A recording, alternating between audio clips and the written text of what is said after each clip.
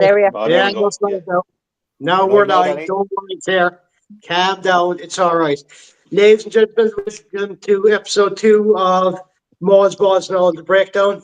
This week we have joining us is Matt Boland, Claire Devaney, Richard Holland, and James Grennan.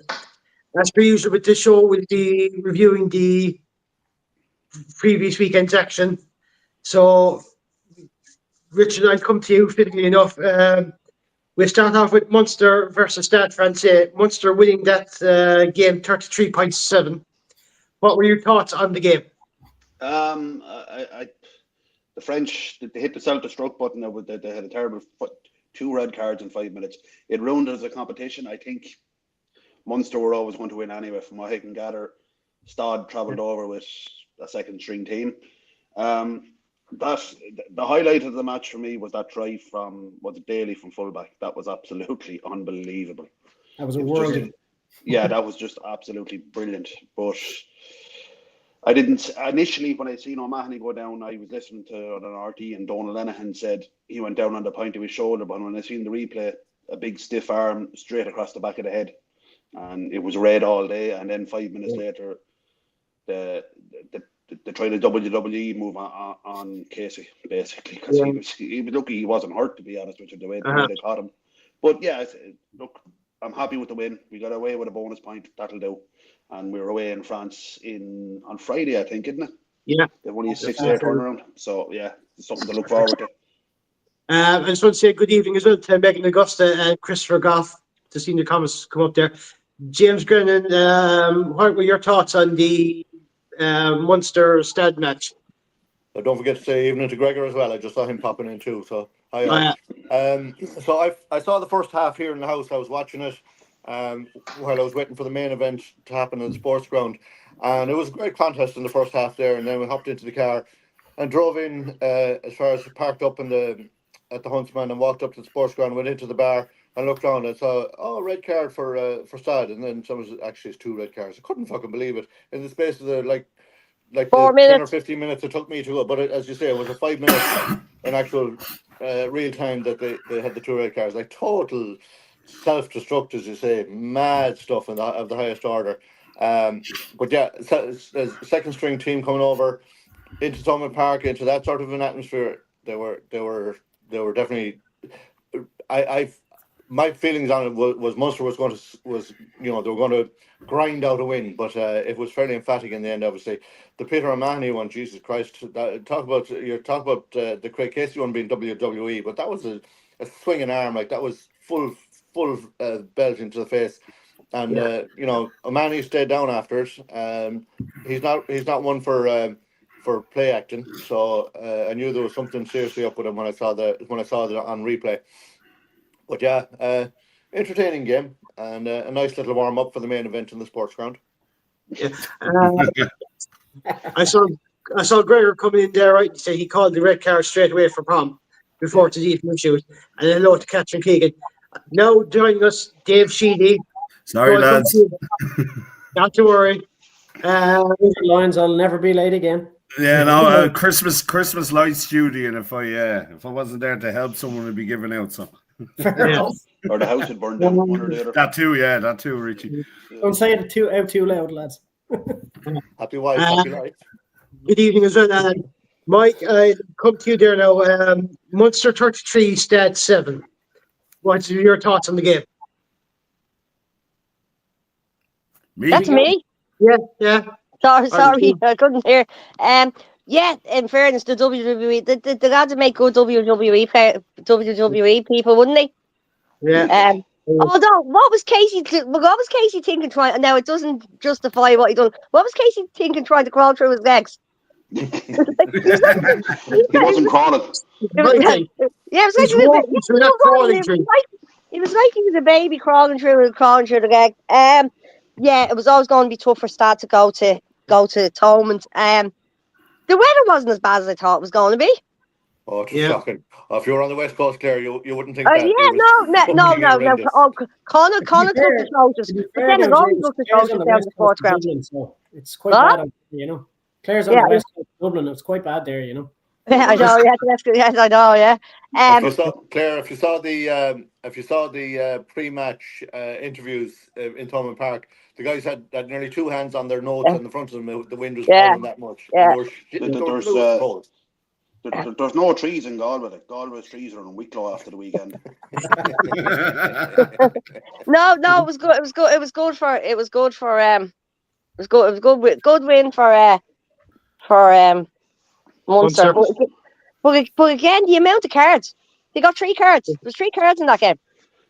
Yeah. The four games I watched the weekend, they all had 3 cards. I definitely think I'm a jinx. Definitely think I'm a jinx. We gave everyone clear on you. Dave, your thoughts on the Munster Stead game? I was like, look, it's the first kind of proper game since Roundtree's departure, apart from the All Blacks. And there was the Lions game as well. Yeah, but sure, that didn't count. This is the one we want, And I was my initial thoughts were like, Jesus, man, that was a really good game. I'm delighted to see that attitude and that reaction, And then when I was going through the comments, I saw is that Donald O'Leary he was hinting like, too many mistakes, blah, blah, blah. It wasn't a good game. And I was kind of like, did I miss something here? And because I really respect a lot of stuff what Donald has to say. So I went and rewatch, and I can see where he's coming from with his comments. But for me, it's just kind of, this is momentum now. This is kind of, the whole team showed a viciousness that we have not seen for a long time. And I loved every minute of it, man. And I missed the old scrap of the game as well, I mean, there was 2 of them. I loved it. I was on the edge of the seat, like just roaring at the telly going, come on, get in, Wouldn't be like you now to be in a scrap, Dave. No, I know. But you just, you miss that in rugby, Now, like O'Mahony coming up covered in blood, actually, after the Casey incident. Yeah, like you miss those little tussles, man. That's what really gets a crowd into a match, and you want that kind of physicality and to show that they bloody care about it. Because if you look back to the Munster-Leinster game in Croke Park, it seems like Munster didn't care. Well, on Saturday they really cared, and like I'm not Casey's biggest fan at all. I hate his play acting. Really? I hate his showing off. But I tell you, man, I take my hat off to him on Saturday. He played a really good game. That's the first time I've seen a complete game from him. No play acting, no acting. He made really good decisions, really good kicks. He should have been man of the match. For me, it was a toss-up between him and Tom Farrell. I thought Tom Farrell was unbelievable. He was unbelievable, man. He's going. He's going to be some player if he keeps up this consistency. My only massive loss to us in Connacht, I tell you. I know, man. It's just the little things he does, man. The little offloads, everything. Yeah. He's some player, and I'm glad to have him. We see it times with Nankerville. Nankerville kind of doing a few stupid things. Like, I mean, as the lads were saying in commentary, and I look back at it, and you can see, like 6 months ago, that's a red card. It is. But I think all of us now are not sure what is a red or what is a yellow and what's a 20-minute yellow. Or red, sorry. None of us know what that is anymore, I think, to be fair to the officials, they're trying to find their feet on that one too. Yeah, big time. Because I believe Pearce didn't want to wreck the game by sending Nankerville off. But, like, I mean, with the other two, you kind of give them no decision. Swinging arm. Boom, gone, and then a pile drive that can only be described as a pile driver to Casey. And if it wasn't O'Mahony coming in, pulling your man down, he could have been lobbed on his head. Well, I thought it was a good performance, lots to work on, loads of mistakes. The jury for me is still out on Prendergast with his attack. I'm not 100% comfortable with the attack. It just looks like basic hands left and right. There's not many running lines, and defense-wise, I still think they're ball watching, but they're coming up in a line better, but I still think they're ball watching a bit. So, like, the big test now is next week. So we'll see how that goes. Keep our fingers crossed. Yeah, that's the really big one. Like, but it's a momentum starter, and I'm delighted. I'm delighted as a Munster supporter. I'm delighted for everyone who was at the game. I couldn't make it. It looked absolutely freezing. And did anyone watching that game actually hear that Hugh Cahill got an absolute bollocking for talking during? Yeah. Well, I'm bringing a sign down the next time in Thomond Park saying, "Hugh Cahill, shut the fuck up." He mentioned it in. He was talking over. He was talking over one of the conversions or penalty. Yeah. And someone shut up, yeah, Malik. Yeah, and fucking right, man. And then we've a load of space cadets down here. Get the fuck. No, he was apologetic enough now, in fairness, in commentary afterwards. Yeah. But he was told by his co-commentator as well, you don't do that here in Thomond. Shut up. That's going. Did you see the game? I did, yeah. Look, I mean, what the rest of the lads have said, there's like I agree with Dave. Tom Farrell played really well. There was a couple of I have to give a nod to the ref because he made the difficult decisions, but he had literally no choice, and he explained it very well because fucking Stade Francais had lost their discipline, and then he had said to them, look, at one point after the 2 red cards, he actually turned around to him and said, look, I'll go again. I'll fucking send somebody else off if you don't fucking sort this shit out. And then for me, as Richie said, like, I think even if the game had stayed with 30 on the pitch, I think Munster would have won the game. They seem to be getting on top at that stage. But I mean, when 2 players get sent off within 4 minutes, it's virtually impossible to win a game because 2 locks at that. Yeah, and the 2 locks as well. And like, geez, like, it was a disaster. But when Casey was fucking upturned on his fucking upturned on his head, like Luke Pearce was like, he said like literally he just said that's a red card. Oh yeah, he didn't even go for it. He said didn't even like he there wasn't even a question about it. Like, and we all know the rule. Like, you can't turn a player beyond the horizontal. Like, you're straight into trouble as soon as you turn a player. But like, to completely flip him around, he looks like he was going to powerbomb him like the Undertaker would do.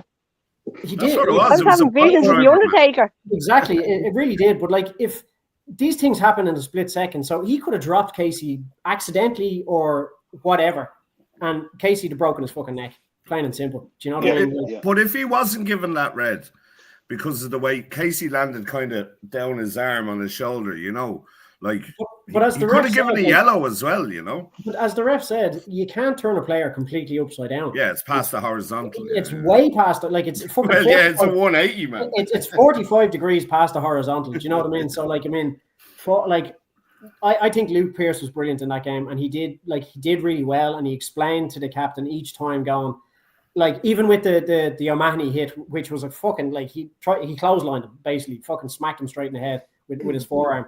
But he said just on the comments there, Megan was saying that some of the Stade players were dirty, and Joe's come in and says some should have been 4 red cards, and you're not wrong, Joe. Should have been. Yeah. So like, he had said to fucking the captain, like, I was looking at mitigation down to yellow, but like, his swinging arm, it didn't become a tackle. It became a strike, and I think he handled it really well, So, but with the tussle with O'Mahony on the ground, O'Mahony actually got a fucking elbow into the side of the head, and that's what causes the fucking split in his head. So I was looking at that, going, geez, are they going to look at this now as well and fucking have a go again? But fucking, it just descended into chaos as soon as that happened. Do you think his call for he tried to claim Crowley's bad language. He first initially said that a Munster player threw a fella into the Horden and Crowley's bad language, and then the Horden thing was proven to be wrong. So he's like, no, talk to Jack about it. Crowley. Apparently, Crowley was coursing Elvin.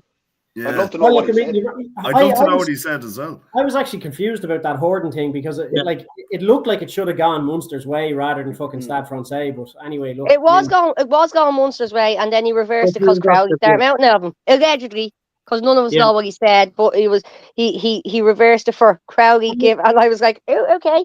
If these professional lads are going to start whinging and crying about things that are said to them on the pitch, they need to get another job, because I don't think they were whinging. I think it was the ref that called. Some of them are really. Yeah. Some of them really don't like the. I know it sounds weird, but some of them really don't like the coursing on the pitch. I know, but like, I mean, at the end of the day, like a ref, like, these lads, they're baiting the heads off each other, physically tackling each other, and your adrenaline is pumping, and you say shit in the heat of the moment. I got told once I was going to get stabbed in the car park after the game. Dave, I remember that. That was against Dundalkin, wasn't it? You're lucky you didn't get stabbed in the car park. But things are said in the heat of the moment. Now, if the ref takes offence, then that's on him. But like, when you say things to a player on a pitch, but did he say it to a player or did he say it to the ref? There's like that's the thing. That's the thing. Like, But Did he say it? Did he ref that player? And this is where do we think that refs should be like we give out the game? Did the ref should be explaining? Well, he was marched back because he told me I was a prick, or he told me I was a wanker, or to me that's face. fair enough. I Like, got if he I makes got the off- impression if he ma- sorry Claire, I got the impression that at that stage it was fairly obvious that Munster were going to walk this, and the ref was trying to balance it up a little bit, and he used the Crowley whatever Crowley said to whoever he said it to as the excuse to say, look, no, I made my decision, I'm reversing that now, I'm not having this, and he tried to But like, stand. I understand, like, if somebody mounts off at the ref should give out, but the ref shouldn't be interfering if a player is mounting off at another player. Like, I mean, Maybe he said something to the ref. We don't know. We've all got pinged. We've all got pinged for bad language on the pitch, lads. I remember a ref said, I warned you, I was kicking the touch and I missed it, I'll never forget it. And I went, shite. And he goes, you, bad language. I warned you already, and I swear to God, I didn't say a word for the whole game. I love that ethos, though. I like it. Yeah. It's great about the game, you know? Yeah. I mean, we were told, I remember clearly the first game I ever played, I would have played for the schools for Good Counsel College in New Ross. And we were told going out, address the referee as sir, even if you think he's wrong, you just go, yes, sir, and go back. Yeah, absolutely. You know? And that's the great thing about the game. Yeah, that's the great thing about the game, exactly. Yeah, it was funny the first time. I think it was Holly Davidson was reffing in the sports ground, and I was fairly close to where the action was going. And as they were going out, John Muldoon said, "Do we call you sir or madam, or what do we call you?" He didn't know what to say, but he knew he was valid question. Ref. Yeah. And she said, "Today is more Sarah. It's fine. I don't mind." She said. Claire, I'll come to you on this one. The Nankiville yellow, was that the right call? That's always the right call if the ref calls it. There's my diplomatic answer for today. If the ref calls it, it's the right call. Matt, Nankiville yellow, was it right or was it worthy of a red? Look, because that was the first incident in the game, I think the ref did the right thing by trying to keep the game the way it was. And if any of the decisions that went wrong on that day, that could have been possibly one of the wrong decisions. But I think, and the ref making that judgment at that time, I think he was right because he didn't want to make that big decision. But with the other two, he had no choice. Yeah. But if you flip that, if the Nankiville incident had happened after the two reds, he would have been probably. Oh yeah, he would have been gone. Yeah. I suppose we're in agreement with that. It was the right call at the time. Mm-hmm. Yeah. There was mitigation as well. Your man was dipping. But most of the force actually went through Nankiville. If you look at the incident. I've looked at it several times, and as I said 6 months ago, that's a red. Nowadays, no one knows what's the threshold from yellow to red. So, but you see, they keep throwing in more fucking rules and more regulations, which is great. And I know they're trying to protect players, but like this is where the gray area is now around this fucking 20-minute red card. Like, so like, I still think Luke Pearce did really well in the two decisions that he did make, but again, like they're still trying to figure this out. They're trying to look at everything, and they're learning as well. So it's. I think as time goes on, it'll get better, but we're going to have these incidents always, you know. Yeah, I think you're 100% right on that one now. Yeah, I go to Dorman's count there. Tom definitely had his face scratched when he went in to help Casey. I thought that happened before, when he got that clothesline or something like that. I actually think that was the elbow on the ground because when if you looked at the tackle when O'Mahony was going in, on fucking, I can't even remember the lad's name, fucking Pascal, whatever his name is, or anyway, you could see clearly there was no blood on O'Mahony's face, and then when he was on the ground, you could see that elbow going straight into his head, and then he got up with blood on. So for me, it was that elbow. My cheating there, shocking ref and TMO linesmen, these should open their eyes. Putting player safety out the window, lots of dangerous play, but wants to win. You'll get games like that, though, I suppose, but they had to call it the best way they could see it. Making in there, it was very dangerous, could have broken a player's neck if he landed wrong. Thankfully, Craig didn't. That's pretty much sums it up. Yeah. I think when two players get red carded within 5 minutes, the officials need to stop the game head over to the coach and call the players in and issue them all with a stern warning.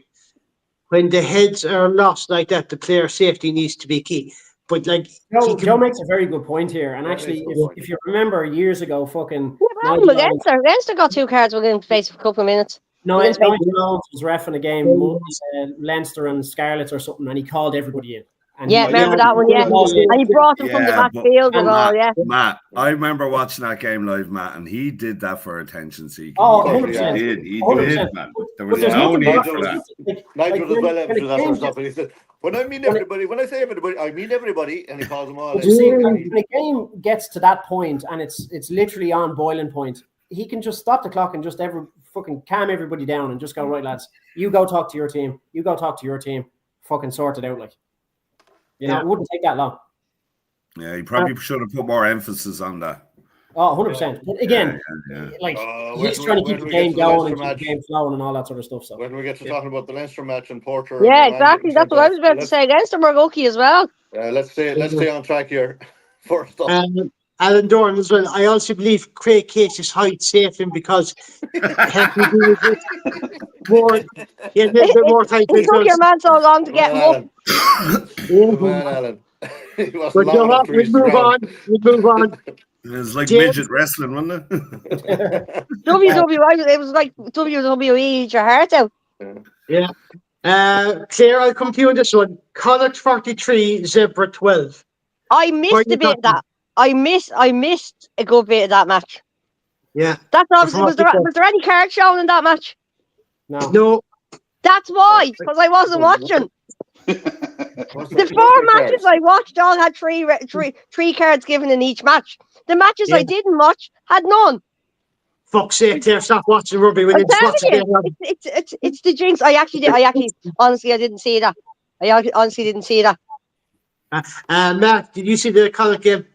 I saw highlights of the game, but I mean, like Zebra aren't the best team in the world, so I would have always picked Connacht for that game, but I didn't. I like literally 5-minute highlights. That's all I saw, and what I saw was pretty much the tries, and the tries were taken well. Hat trick to the new kid Shay. What's his name? Shay Mullen.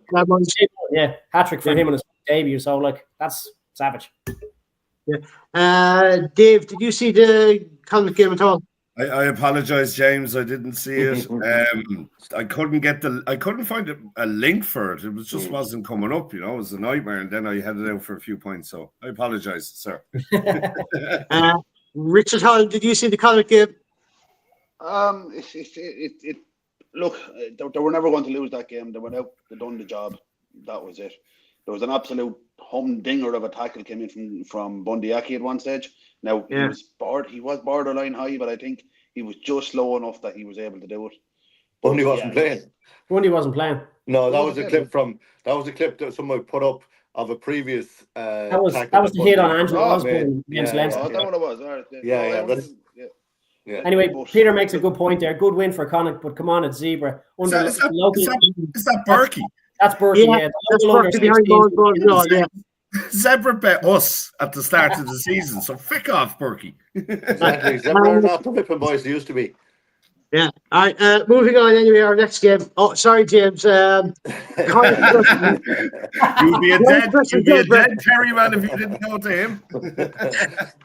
Connacht versus Zebra, James. Did you see the match or anything? I was at the game, as we're well aware. You never said. Yeah, it was. I have to say, look, Zebra are not the whipping boys that they used to be, and I know Peter Burke is only taking the piss, and he's trying to wind me up as well. They looked pretty dangerous at times, but Connacht's defence was very, very good. I have to say, look, it was a full team performance from start to finish, and this Shea Mullen guys I'll tell you, he's some find. He is going to be every bit as electric as Mac Hansen. The other point of note was what's his name, the young lad that came on for Jack Carty. It was also his first cap. The wind was howling. It was bitterly cold. It was absolutely Baltic. A friend of mine, sticks at one point, they were literally fucking it was unreal. But your man that came on, he took two conversions, one from each touchline, and he nailed the two of them. He's Oh, I going saw to the be, second one after yeah, fucking Boyle's a- try. Oh, the absolute, knockdown, is it? absolute Yeah. brilliant kicker. Yeah. And the other thing, the guy, one of the guys that was with me, he bought me a pint anyway, and halfway through the pint, I was so fucking cold, I swamped it, and I put my hand in my pocket. I said, "Don't buy any more drinks. Like fucking too cold for drinking beer." It was that fucking cold. But we had Never we What? I posted some I've never of heard that the before. What's that about? Never too cold to drink beer. Never Never. too cold to Yeah. drink beer. Come to the sports ground in December. James, my family's from West Clare. I know exactly what you're talking about. They don't understand our Oh, gale no. in the west of Ireland, man. It is unreal. Probably not. But we Yeah. had we had a Stuntworks Gymnastics Club from Galway doing some halftime entertainment. I put up the post on it, and the poor unfortunates, they were out out half time, and the little skimpy shorts and little skimpy tops on them, and they were blue with the cold. But they did a lovely routine and the whole lot, and they had Eddie the Eagle. They lifted him in the air, part of the routine as well as that. It was hilarious, but really, really good. And I have to say, a very entertaining game, and it was a full team performance, including the subs that came on, made a huge impact as well. Good start to the Challenge Cup. All I'm hoping for is a bit of consistency now from Connacht for the rest of the season. Actually, James, this is a question for you now. Is this a turning point for Connacht, or is it just a flash in the pan? Well, that's my point. It was a full team performance right across the park, right across the game. They didn't let up. They had the bonus points scored before half time, and they didn't let up, and they kept going in the second half, and they kept their foot on the throat, and they kept going, which was hugely encouraging. The two tries that Zebra got were good tries. They were well worked, and they deserved them. But I have to say the defence from Connacht was really, really good. So I'm nervous about saying that it's a turning point, because history has shown us, you're great one week, and next thing you're saying, oh my God, what's going on here? But fingers crossed. Hopefully we'll see some consistency now. Oh yeah, but the other thing, one of the guys beside me, when the Stuntworks crew were doing their routine, and they're firing people up in the air, and they were all saying, "Jeez, I hope John Muldoon's watching this now and might learn something for the line out." Claire, I'll come to you on this one. Toulouse 61, Ulster 21. You see the game? I did, and that's why there was goals cards in it. I'm going to say, Toulouse were unbelievable. They were. They're. What was the word I said today? They played absolutely fucking amazing. I don't know if they played amazing. No, they did. They played amazing. They opened them up from the time they went onto the pitch, and they had 2 tries disallowed as well. Ooh. Yeah. So Toulouse look like the team to beat this year. I know it's only the first game out, and conditions in other places and blah blah blah, but Toulouse looked on fire. They looked like they were, and they didn't even come out of second gear. Yeah, which is what scary thing from what I saw in the comments. It was scary. It was scary looking at them. Because I watched that game, and then after I watched the Leinster game, albeit Leinster won as well, you could see the difference in how they played. In the two teams, how they played. Now, that's not to say we beat Toulouse on our day, but they were scarily good. They were extremely good, and I was like, oh, these are going to be a team. These are going to be the team. They're going for their 7th star, They're already into second line above their crest and stars. Yeah, that's it. Yeah. No, they were scary, and I know Ulster were on a rebuilding phase and all, but still, they were just. I felt sorry at one stage. I was like, "No, stop! They're dead already! Please stop! No." I mean, so. Kieran Ryan coming in there. Was it Tom and Saturday? No excuse for the 2 reds. Ref did well. Nankyville very lucky not to get red. Shane Daly for Ireland comes to 6 Nations. And Tom Farrell. He could be in the squad. He's Tom definitely an Farrell. option there, isn't he? Yeah, especially with Simon needs to be taken over now as well. Peter behind Mauls balls and all. DuPont had another masterclass for Toulouse. Is always going to be a really tough ask of Ulster to expect the results at home to Toulouse. Mhm. Matt, do you see any part of the games? Yeah, I watched all of this game, and I actually really feared for Ulster going into this game because I knew Toulouse were going to come out strong, and by Christ did they do that. DuPont and fucking Entomac were brilliant in the halves. They were fucking linking up really well, and they tore strips off fucking Ulster. They had their fourth try disallowed at 20 minutes, and it was a bonus point try after 20 minutes. Do you know? And then they finally got their bonus point try after 23 minutes. So they are going to be the team to beat this year, and if they keep playing like that all the way through this tournament, they'll get their 7th star. They really will.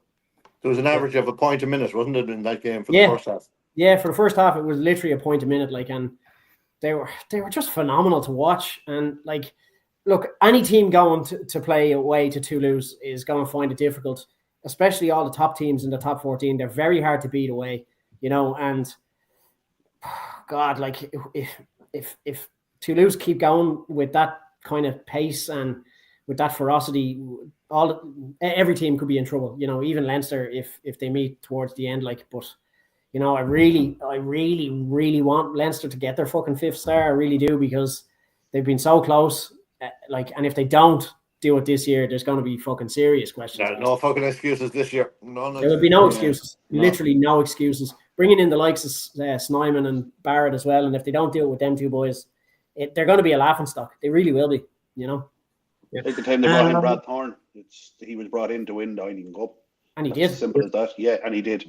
And look at like Elsom and fucking Hines as well that were brought in, and they got a star as well. Like, so I don't know. There's a lot of pressure on Leinster at the moment, especially given the last 3 finals, losing the last 3 finals. Like, there's a lot of pressure and a lot of expectation as well, which is something that, like, it's very hard for the players, but that's just the way they've set the team up. Like, they've been winning constantly for years and years and years. Are we talking about Ulster now, or are we talking about Leinster? I was just going to say that. I know it's all heads, but come on, man.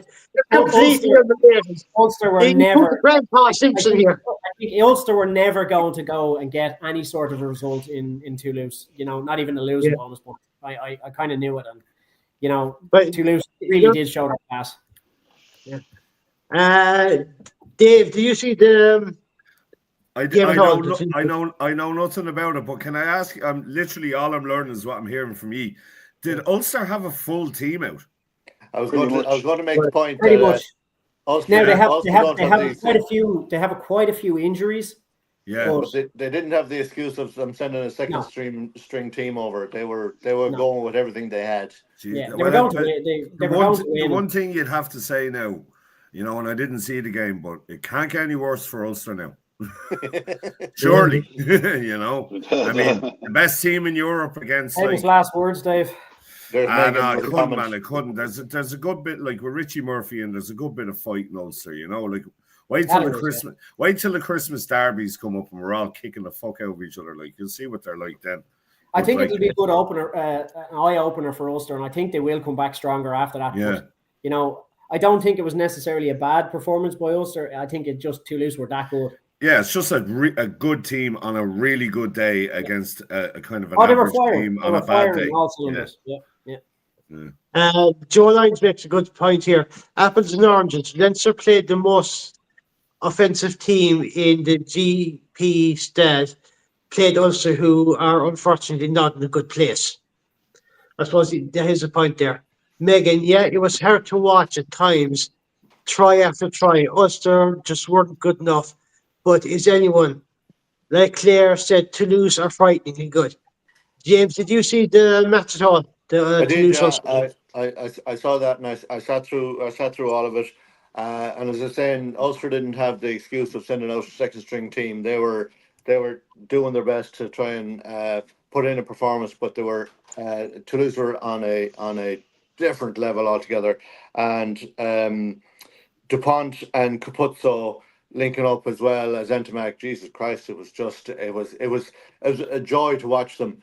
But Dupont is on another level completely. Even by Toulouse standards, he's on a different level completely. Trevor. He is just something else. He just has such a rugby brain, and he sees everything, and he's so fucking Not a switched shame he on. can't And be picked for the Lions tour. Yeah. yeah, he's unreal altogether. Like we have a good 9 there on our Ireland team in terms of Jemison Gibson Park. And in any other universe, you'll be saying he's the best 9 in the world, but with DuPont in the world, there's nobody can even come near him. Yeah. Yeah. But poor old Ulster. I felt very sorry for them. Yeah, you could see at halftime the lads all they wanted to just go home because it was just fucking. There was no coming back from it, and they didn't change anything, didn't do anything better. I'm not sure that they could have done anything better or changed anything that would have had any impact on Toulouse. They were just that good. Yeah. Richard Holland, do you see the Toulouse Ulster game? I've seen highlights of it. So basically, what Toulouse smashed over after 90 seconds, and that was pretty much the way it went. I was hoping against hope that maybe Ulster might get a point for the bonus because they did get 3 tries up on the board. I was hoping maybe they might sneak over a fourth and at least get a point out of it. But they were never going to win it. I'll be honest with you. Even going out there, I said it to my father, and he said, "Well, this could be a cricket score," is what he said. They could be absolutely hammered out the gate and halfway back home, and that's pretty much what turned out. Look, Dupont he's the best player in the world at the moment, isn't he? Yeah. He's just the best. But- He's the best player in the world at the moment. There's no one to touch him. Yeah. But believe it or not, that score there, 61 points Toulouse put on Ulster, was the record points conceded by Ulster in the European game. Well, there you go. Oh. Well, it just shows you. It also does show you how good Toulouse are. Yeah. Who scored for Ulster, lads? I know Henderson got one. Yeah. Yeah. I'm not sure what's anyway. I know Toulouse got a penalty try at the very end, right? And was it Harry Sheridan got a yellow card as well? That was right on So- the 80-minute, wasn't it? Yeah, Yeah. they had a Maul try as well. I don't know who touched it down though. Yeah. But I suppose what's it now? We've William Andrew here. Toulouse were the better team in the final last year. It was tight and Leinster had opportunities. Leinster reaching a fourth final is a bit of a pipe dream. In sporting competitions, 4 consecutive finals is very unlikely. Leinster probably need to mentally take a step back to go forward. At times yesterday, their on-pitch decision making was farcical. I suppose they will deal more with that when we come into the Leinster game in a minute. But what would does Richie Murphy have to say to not only his defence coach but to his players after that match? Richard? Forget about What he it. has to say to them, he has to say to them, see DuPont, do what he does. Yeah. Just There's something you can say. Like, no, they're just a world class. You know, like- Move on. First game of the season, me and Matty got beaten by C Point 100-0. Now, I didn't play, and I don't think you played, Matt, but our team No. played. And there was nothing to say. It's just like, forget about it. And That was just one of those days you just forget about it, and that's what Ulster will do. They'll have to.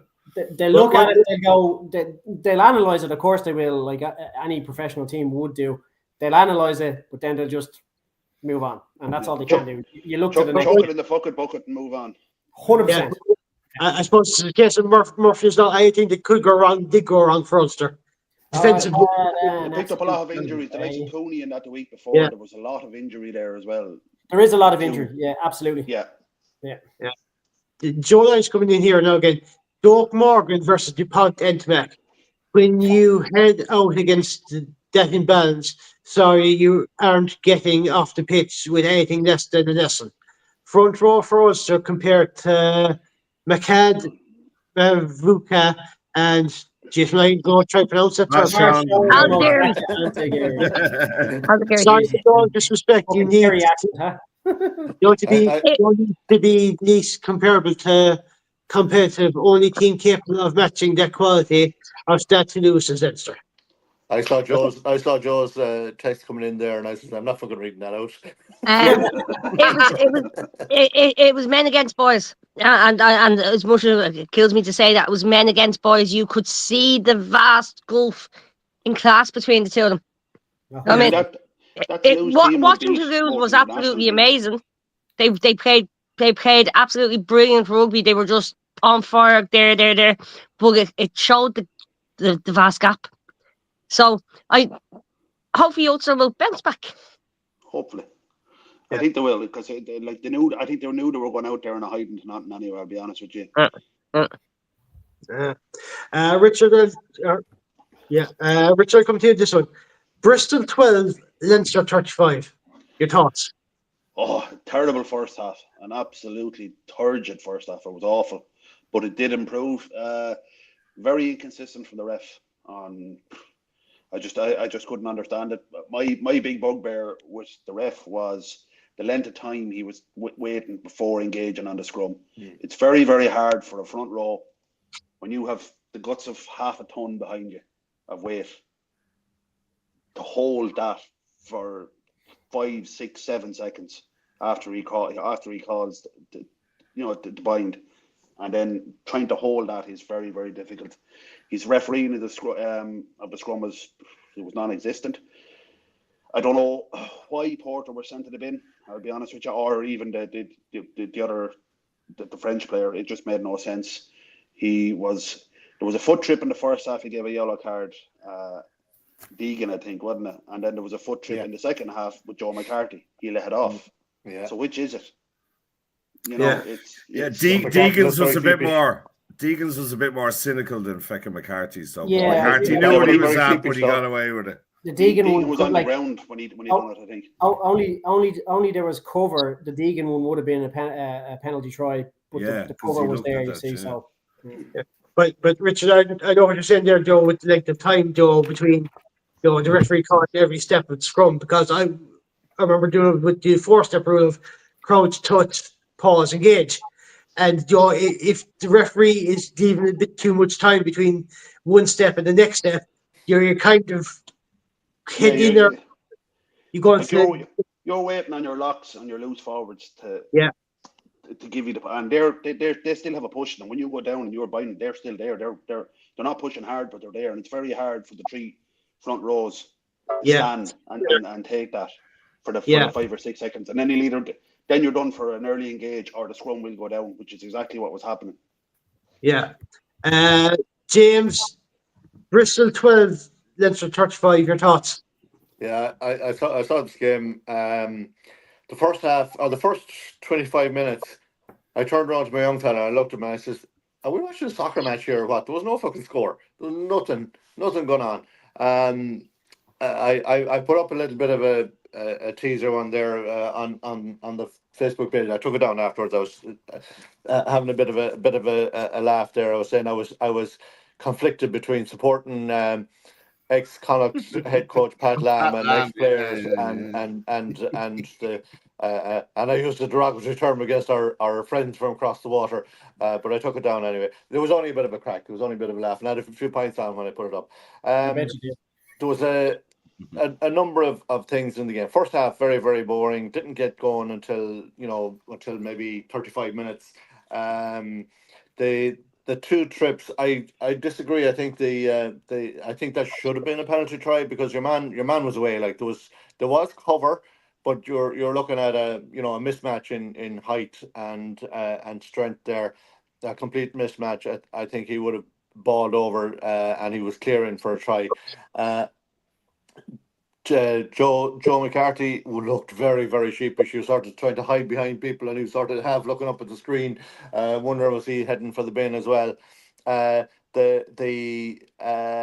The scrum, total farce altogether. Man, no, I've never scrummaged all my life. I have the clue what goes on, the black arts goes on in there in the scrums. But your man, he was the same, from the same background as myself. He hadn't a clue how to ref it. He was Porter came on. He was on the field for 5 minutes, and he gave him a card because the guys who were on before him couldn't sort out the scrum. and it was his fault for delaying so long. The time between your post, Richard, I was reading it after the game, and I couldn't agree more. Too long, way too long, and then.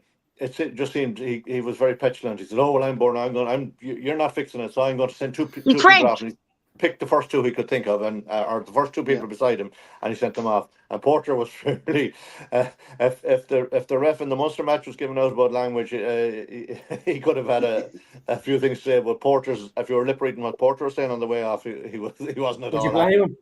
No, you wouldn't blame him. No, Absolutely that's the wouldn't thing. blame You wouldn't him. blame Porter for that. No. No. Dave Sheedy, your thoughts on the Leinster Bristol game? I'd be very worried if I was a Leinster supporter based on that game, because nothing happened until Jordy Barrett came on.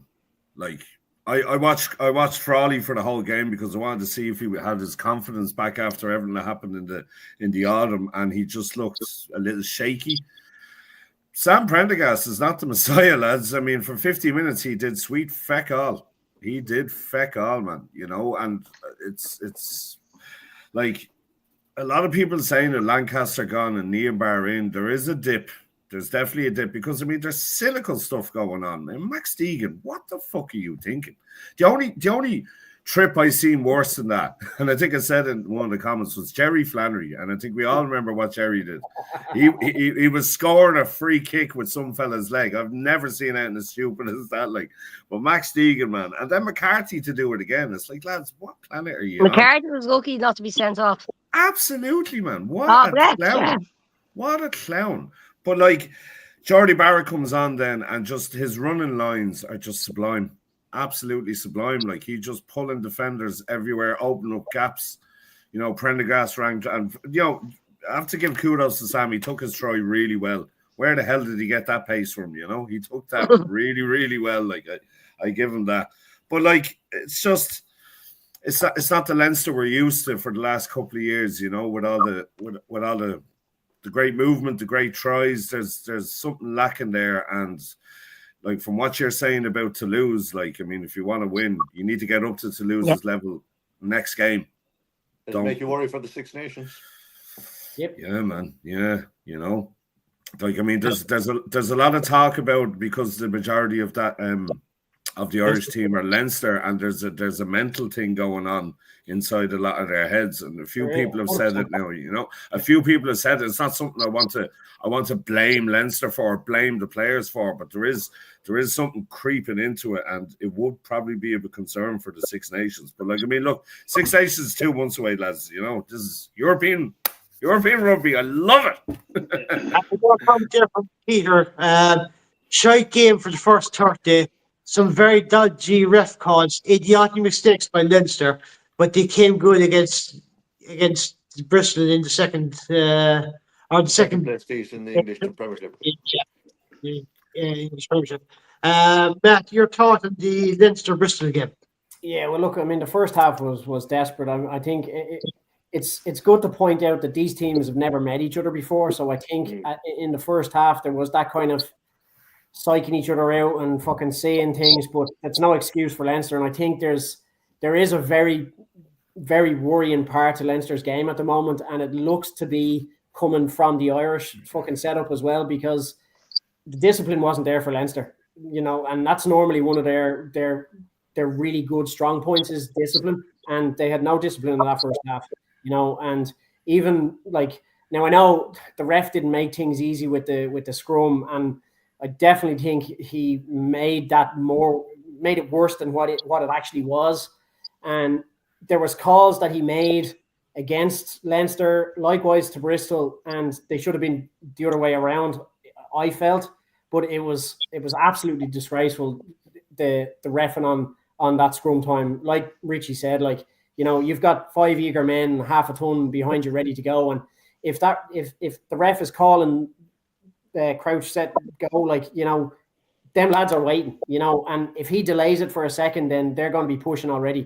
And I think, like, he was given penalties at the scrum time, so and he did say before Porter came on, he did say that the next person to give away a penalty is going to the bin.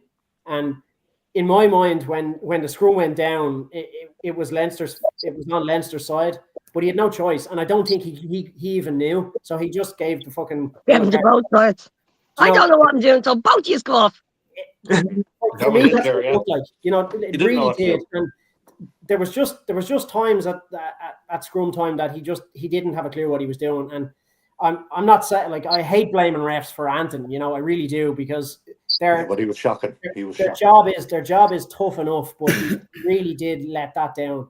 But there was some good play. Like, second half, Jordy Barrett came on. They made a good few subs. Porter came on, Snyman came on, and it seemed to just enlight the team. And one of Sam's tries was very Johnny Sexton-esque against, like, do you remember that try he scored against France years ago, where he was running like within the 22 and faked that pass? I could have sworn it was fucking a replay of the Johnny Sexton play. It was very well taken, After that, then I suppose when the subs came on, you could definitely see the impact that they made, because it seemed to just drive on the team. They just started going, moving on.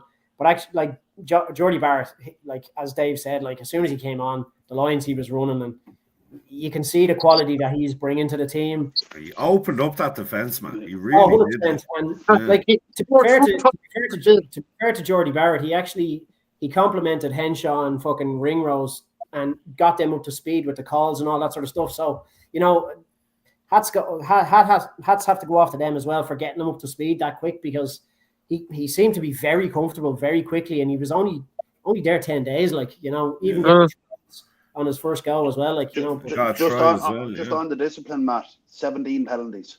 Yeah, there you go. Like, again, like, it's coming from camp, the Ireland camp, and it's come down into Leinster now, and that's what worries me about Leinster for the European Cup, because... But what was the penalty count before the autumn internationals? Was it high? I haven't seen many Leinster games.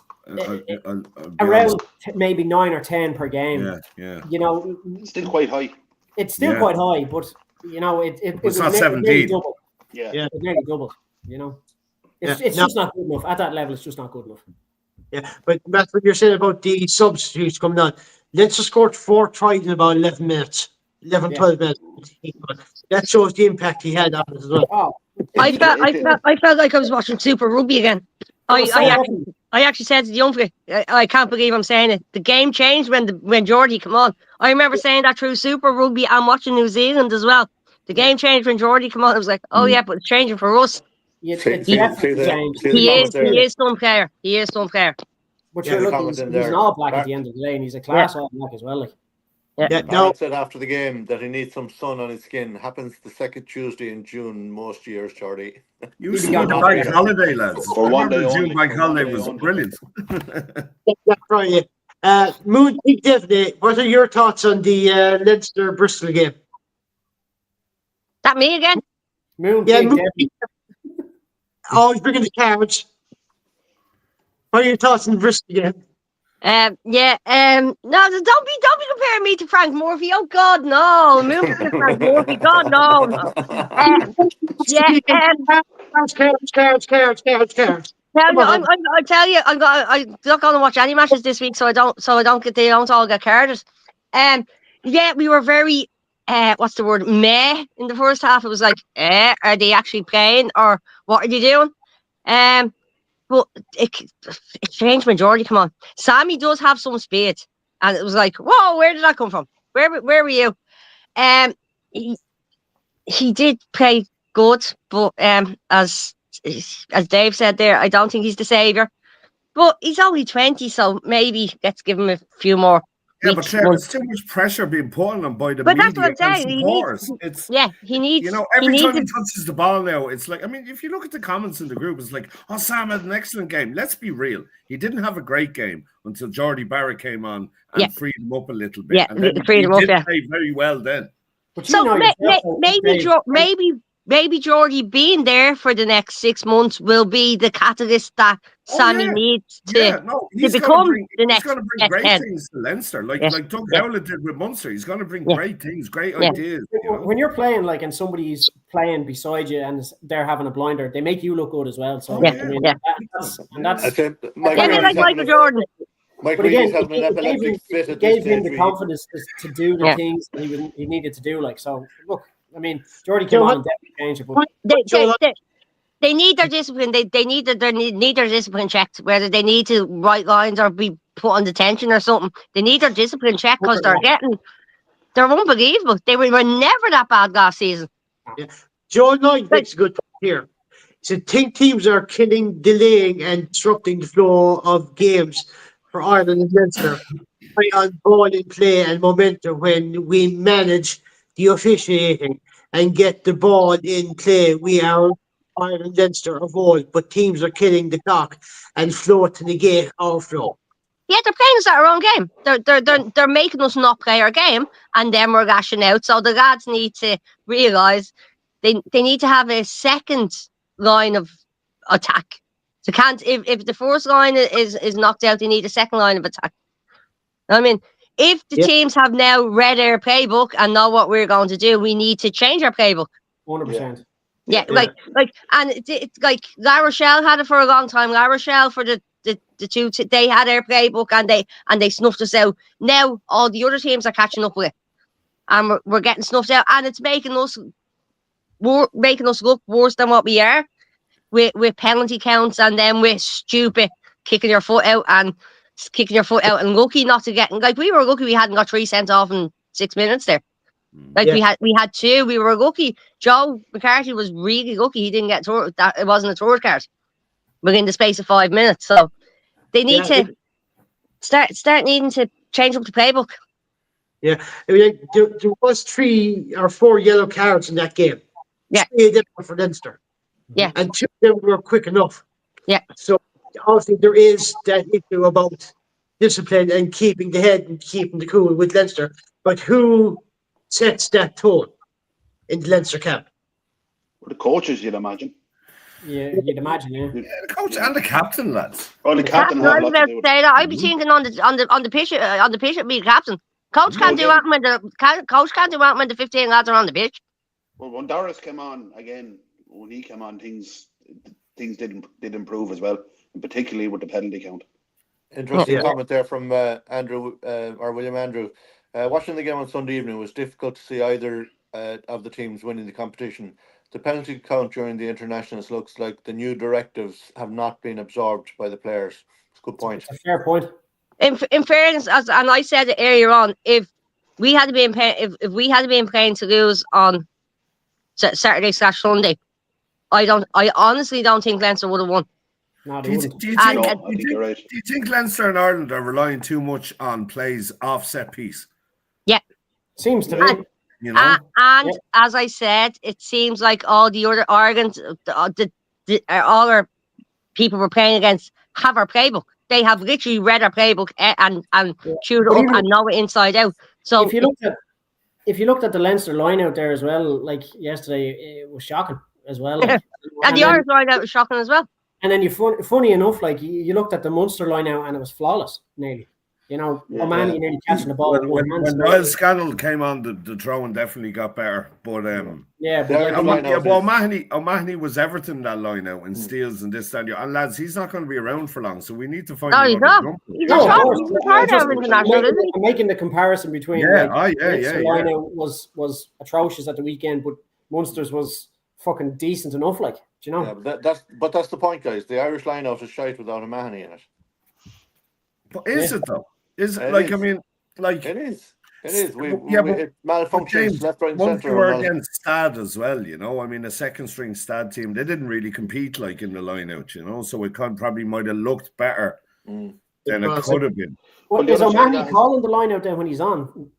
Well, because Ty Byrne wasn't there, I'd say it was O'Mahony calling it, yeah. Apparently, Evan O'Connell was calling the line out. Oh, was he? Oh, Yeah. right. By Okay. the way, I forgot to mention him. He had a great solid game. He's like He a did young actually, Donegal yeah, Ryan. yeah. He's like a young Donegal Ryan, man. Yeah, the Dylan apple actually falls far played from well the as tree well. there. There's some tough breeding in that O'Connell family. Yeah, I'd say. A lot of swimming, lads. A lot of swimming. I think they know how to handle themselves around Limerick, all right, anyway. If you're tough, Just on the line out now. Yeah. Ireland and Leinster are missing our best thrower in Gene. That's another thing to take into account. Oh, yeah, 100%. Yeah. I say, we'll hear by Peter again. Bernard Jackman. Ireland don't have a master of the craft at the lineout. Jackman's full of words lately, isn't he? Yeah, he's moving himself No, now. No, look, we all appreciate what Jackman says in the games, but like a lad that failed at Grenoble, he's full of comments, like, you know. So some good, maybe not so good. But that's the way it is, I guess. But like a game, Were any of you watching the build up to the Munster match and the Bernard Jackman doing the piece on the stats and how they do all the gather all the data and all the charts and all that. And he'd gone through the whole lot anyway, and he's on about the running minutes and the meters made and the meters made at speed and all this. And it came back then to the panel anyway afterwards, and Donald Lennon made a comment. He says he played with a guy one time who said, after all this running, all this analysis, he says they started doing warm-ups before the game, and your man said to him, I can either do the warm-up or I can play the game. But it was Willie John. It was Willie John. It was Willie John. I can do the warm-up or I can do the match. I can't do fucking both, lad. That is true. Yeah. There was definitely a forward said that. I think we've covered our matches for the weekend. All four have been done.